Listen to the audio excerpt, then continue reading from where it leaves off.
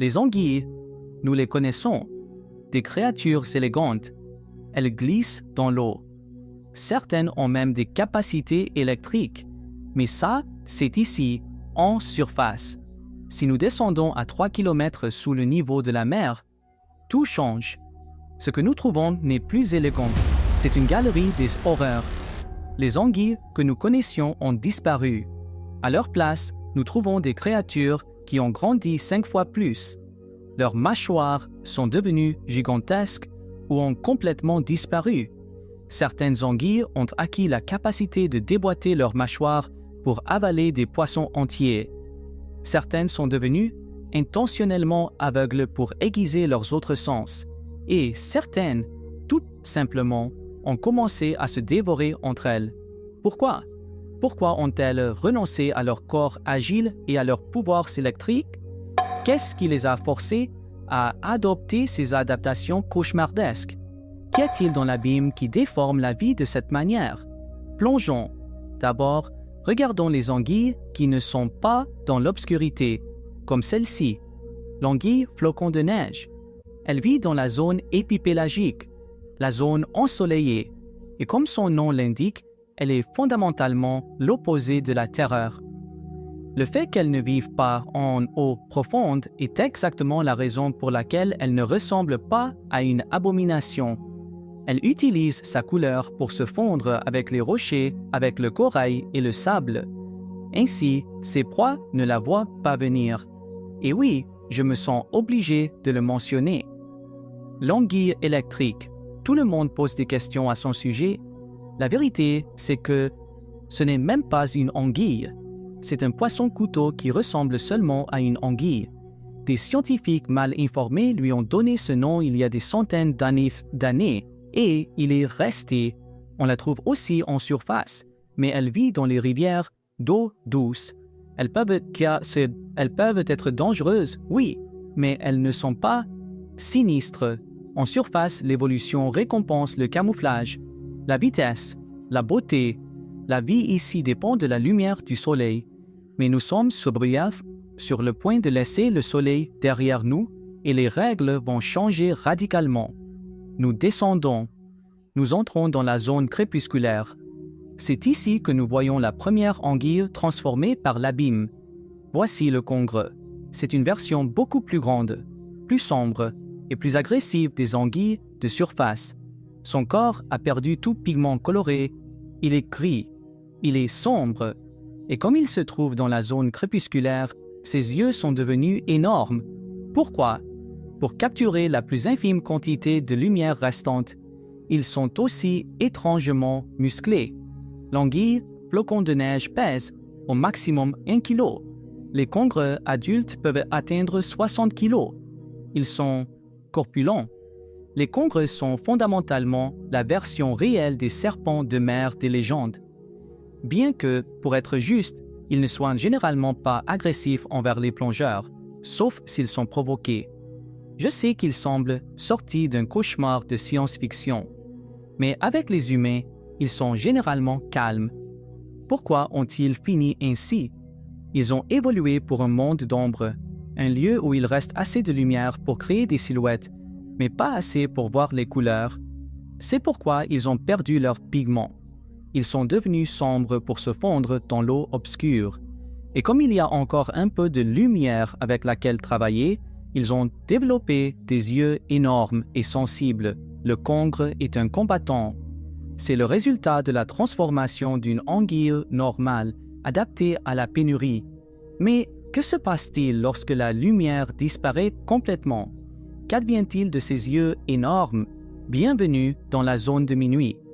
Ici, il n'y a pas de lumière solaire, absolument aucune.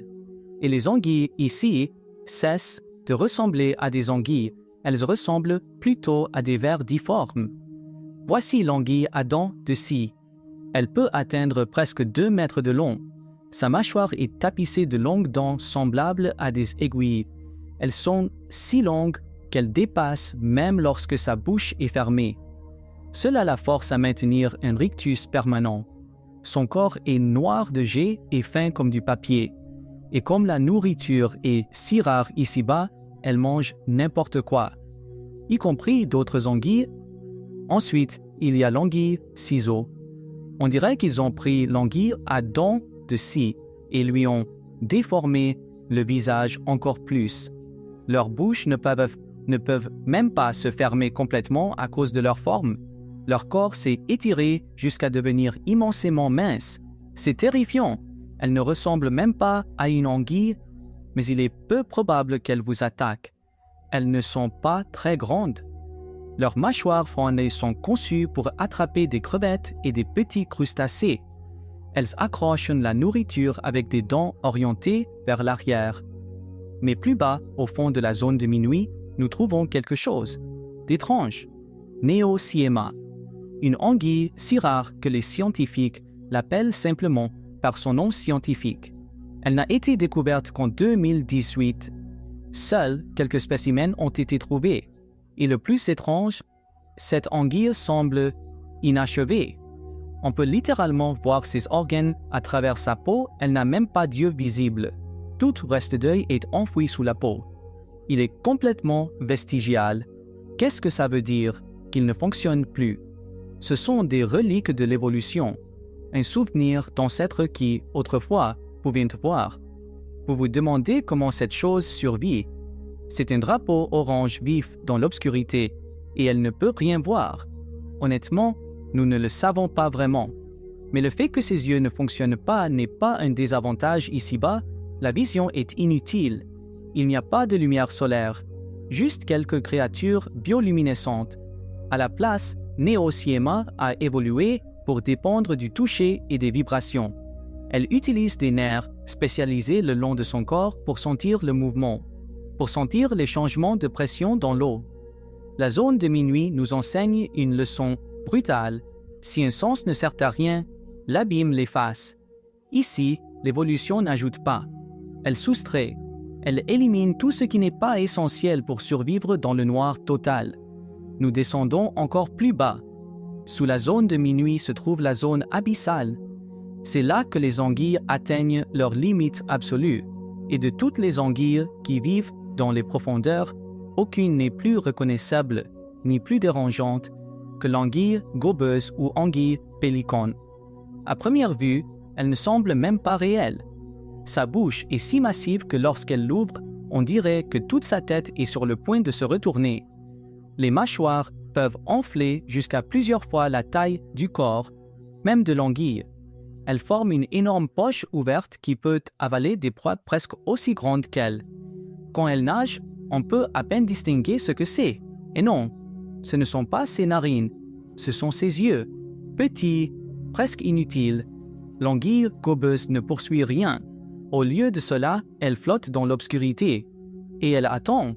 Elle attire de plus petits poissons avec une pointe bioluminescente au bout de sa longue queue en forme de fouet, une ruse qu'ils ont probablement volée à la baudroie abyssale. Une fois que quelque chose de trop curieux s'approche, l'anguille ouvre sa mâchoire comme un filet et avale tout d'un seul coup. Quand elle ne mange pas, la bouche se replie en une tête petite, presque délicate, ce qui, d'une certaine manière, la rend encore plus sinistre. Son corps est fin comme du papier, noir de jet, et son cerveau, c'est la partie dérangeante. Elle en a à peine un. Le cerveau de l'anguille gobeuse est minuscule, enterré profondément derrière ses énormes mâchoires. Il ne prend presque pas de place. La majeure partie de sa tête n'est que peau flexible, muscles et une cavité vide. Son véritable cerveau a la taille d'un petit pois. C'est exactement pour cela qu'elle apparaît dans les jeux d'horreur sous-marins. Les concepteurs les utilisent comme référence directe parce que ce sont déjà des monstres. Mais sont-elles dangereuses pour nous? En réalité, absolument pas. Premièrement, vous n'en rencontrerez jamais une. Elles vivent à 2 ou 3 000 mètres de profondeur. Deuxièmement, elles ne sont méchantes pas agressives. Elles ne mordent pas et ne chassent pas comme des requins. Elles attendent et elles avalent. Leurs mâchoires sont grandes, mais pas fortes. Elles ne sont pas faites pour déchiqueter. Elles sont faites pour attraper. Vous n'êtes pas au menu. Mais si vous allez encore plus profond, il existe un proche parent, le grand avaleur. C'est essentiellement une version encore plus troublante de l'anguille pélican. Son corps entier est fondamentalement une bouche et un estomac. La mâchoire peut s'ouvrir plus largement que le corps même de l'anguille, et son estomac peut s'étirer tellement qu'il peut avaler des proies plus grandes qu'elle-même. Quand elle avale quelque chose d'énorme, son corps gonfle comme un ballon grotesque. Il se déforme en quelque chose qui ressemble à peine à un animal. Après cela, elle reste simplement suspendue, immobile, pendant des jours, en train de digérer. Ces créatures ne sont pas des chasseurs, ce sont des pièges vivants. Dans l'abîme, l'énergie est si rare que vous ne pouvez pas vous permettre le luxe de chasser. Vous devez devenir une bouche qui attend. C'est l'ingénierie biologique la plus étrange de la planète. Y a-t-il quelque chose de plus profond et de plus sinistre? Eh bien, plus ou moins. Il y a une anguille qui vit plus profond, au fond de la zone abyssale. La seule anguille qui pourrait s'infiltrer dans la zone hadale. L'anguille à mâchoire unique. C'est une anguille qui, littéralement, a... Eh bien, vous l'avez deviné, c'est, honnêtement, l'une des anguilles les plus étranges possibles. Pensez-y. Quel avantage évolutif y aurait-il à ne pas avoir de mâchoire supérieure? On soupçonne qu'elle mange en utilisant son unique mâchoire inférieure comme un crochet pour embrocher les proies qui passent en flottant. Et elle les avale d'un seul trait. Elle ne peut pas mâcher. Pour des raisons évidentes, ses yeux ont été réduits à de simples taches, complètement non fonctionnelles. Elles n'ont même pas de nageoires fonctionnelles. Les nageoires restantes semblent avoir fusionné avec leur queue. Ces animaux sont si incroyablement rares que nous en savons encore moins sur eux que sur les anguilles gobeuses. Tout ce que nous savons, c'est qu'ils naissent, apparemment, avec plusieurs parties du corps manquantes, et pourtant, ils n'ont pas disparu. Mais pourquoi en savons-nous si peu? Pourquoi ne pouvons-nous pas simplement en ramener une à la surface et l'étudier? Voici la dure réalité. Vous ne pouvez pas simplement traîner un animal des profondeurs marines jusqu'à la surface et espérer qu'il reste en un seul morceau. Ces créatures ont évolué sous une pression écrasante, des centaines de fois ce que nous expérimentons au niveau de la mer.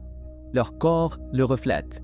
Au lieu d'avoir des os solides, ils ont des corps gélatineux, des tissus mous. Ça fonctionne là-bas, mais à la seconde où ils sont remontés, toute cette pression disparaît. L'équilibre interne est détruit. Les organes se rompent. Les estomacs gonflent vers l'extérieur. La plupart des spécimens explosent littéralement en cours de remontée. Les gaz à l'intérieur d'eux se dilatent trop rapidement. La moitié du temps où les chercheurs attrapent ces choses, ce qu'ils obtiennent n'est pas un monstre. C'est juste un sac de substances noires et visqueuses avec des dents. C'est comme essayer d'étudier des extraterrestres, mais chaque fois que vous en trouvez un, il explose. Alors, pourquoi les anguilles ne peuvent-elles pas aller plus profond? Pourquoi s'arrêtent-elles ici?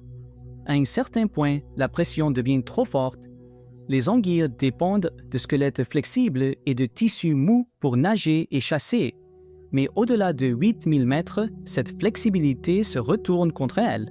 La pression extrême comprime chaque fibre musculaire. Le mouvement lui-même devient presque impossible. C'est probablement la raison pour laquelle l'anguille à mâchoire unique a cette apparence. Elle n'est pas construite pour prospérer. Elle est construite pour à peine exister. À ces profondeurs, l'évolution ne consiste plus à s'améliorer. Il s'agit de survie. Dans sa forme la plus élémentaire, l'anguille à mâchoire unique est une version minimaliste de la vie sans yeux fonctionnels, sans véritable nageoire, sans mâchoire supérieure. Chaque caractéristique superflue a été effacée par la pression et l'obscurité. Ce qui existe dans la zone hadal nage à peine. Ça flotte plutôt. Ce sont des créatures qui n'existent que pour résister. Peut-être que la raison pour laquelle l'anguille à mâchoire unique semble si sinistre, c'est que c'est une forme de vie que ni nous, ni aucune créature dans l'obscurité n'étions jamais censés voir.